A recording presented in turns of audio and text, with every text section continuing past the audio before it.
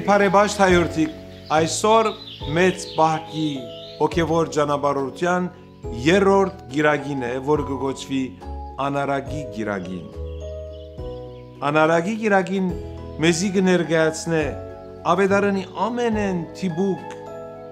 եւ կարևոր դասերեն մեկը։ Անարագ որդին Արագը, ուր մեզի կներկայացվի ընտանեկան կյանքի պատկերը, խորքի մեջ անհայելին է նաեւ մեր կյանքին, մեր բոլորի կյանքին։ Հայրը մեզի կներկայանա որպես քորովակու ծնող, որ իր գրսեր որդու նկատմամբ կցուցաբերե ներողամտություն եւ ապա ավակ որդին կխրադե հասկանալու թե ներողամտությունը իր գրսեր որդու նկատմամբ գուղե անոր քայլերը թեպի ուղիղ կյանք։ Անարագ որդին Արագը ինքնին փոքրիկ չափով ներկայացված ավետարանն է եւ կամ ինչպես ներկայացված է ոսկի ավետարանը, որովհետեւ նույն Արագեն մեզի հասնող պատկանները հոգիները